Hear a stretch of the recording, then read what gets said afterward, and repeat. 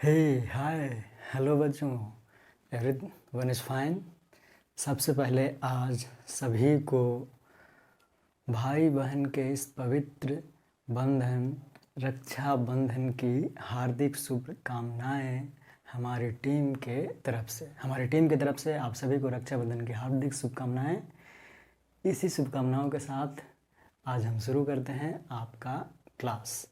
हम लोग पढ़ रहे थे क्या, halo alkanes, formation of halo alkanes. हमने एक सीख लिया था अल्कोहल से और आज सीखेंगे एल्केन से।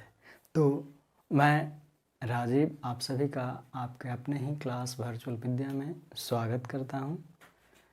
हम लोग हेलो एल्केन्स आज एल्केन से बनाने वाले हैं, कैसे वो ही सीखना है। ठीक है, तो आइए सीखते हैं सभी मिल करके।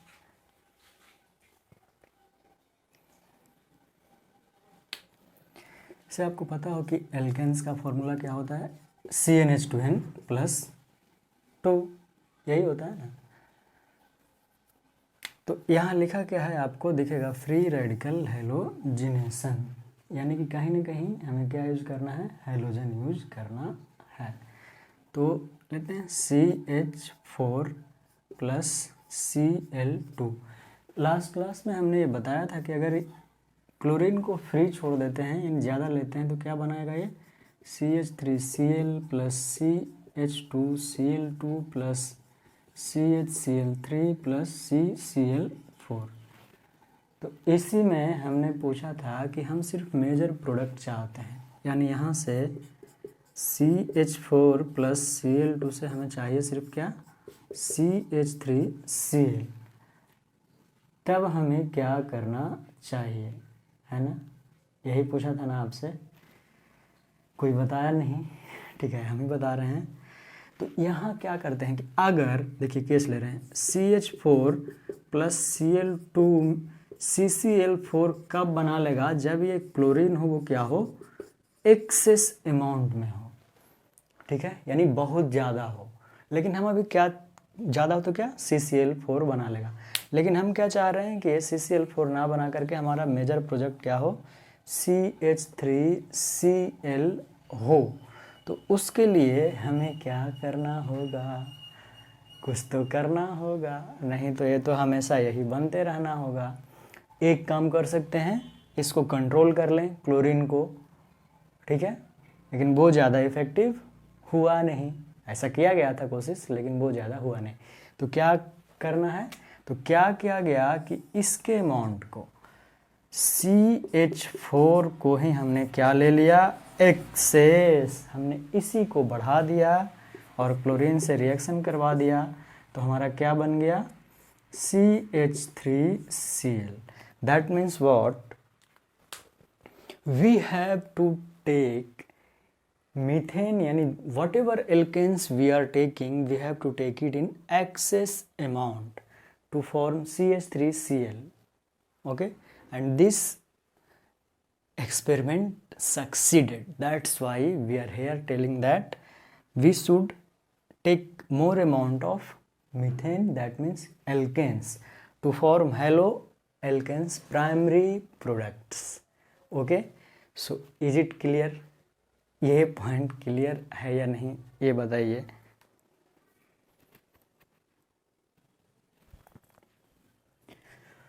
तो क्लास 11 से हम उम्मीद करते हैं कि आपको रिएक्टिविटी ऑफ हैलोजन याद हो। फ्लोरीन सबसे ज़्यादा, उसके बाद क्लोरीन, उसके बाद ब्रोमीन, उसके बाद आयोडीन, उसके बाद रिएक्टिविटी ऑफ फेज, जैसे आपने पढ़ा होगा 3 डिग्री, 2 डिग्री, 1 डिग्री। तो उसमें 3 डिग्री का सबसे ज़्यादा रिएक्टिव होता है, 2 डिग्री, उसके बाद 1 डिग्री। ये सब क्लास 11th का, जो कि फ्री रेडिकल्स के लिए ये इम्पॉर्टेंट है, इसलिए बता रहे हैं। अब आगे बढ़ते हैं आपका।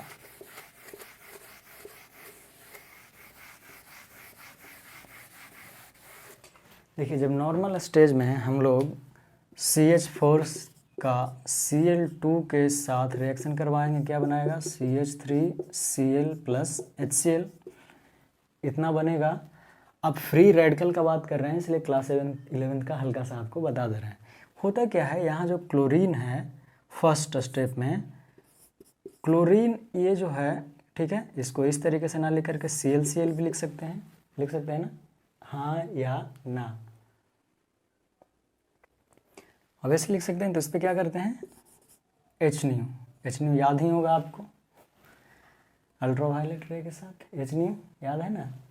एच न्यू का करते हैं तब ये क्या बना लेता है, Cl रेडिकल, ये याद होना चाहिए आपको, ठीक है।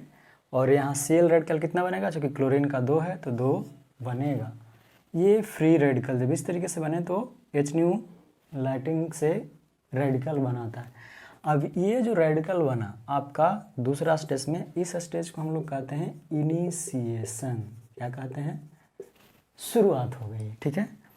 इसके बाद ये जो रेडिकल बना वो अब CH4 पे अटैक करेगा, CH4 प्लस क्लोरीन रेडिकल। तो यहाँ क्या संभावनाएं हो सकती है, वो ये कि CH3 रेडिकल बन जाए और HCl बन जाए, ठीक है, या तो CH3Cl प्लस H रेडिकल बन जाए। यही दो पॉसिबिलिटी बनती है ना, या तो CH3 का रेडिकल बना देगा और HCl बन जाएगा, या तो CH3Cl पूरा कंप्लीट कंपाउंड बन जाएगा और हाइड्रोजन का रेडिकल फ्री रेडिकल बन जाएगा। क्या होगा ये आपको अभी बताइए।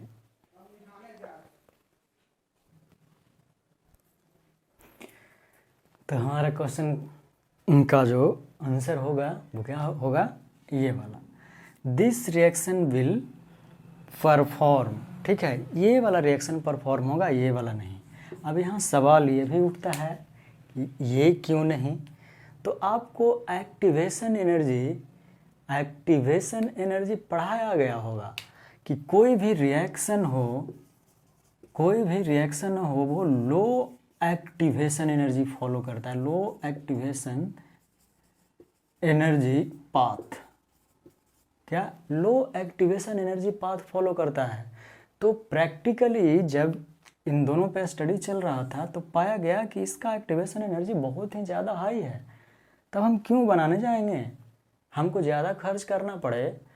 एक ही सामान मान लिया कि यही है, ये कोई 10 रुपये में दे रहा है, कोई 25 रुपये ले रहा है, तो हम क्यों 25 वाला लेने जाए जब 10 वाला में काम चल जाए।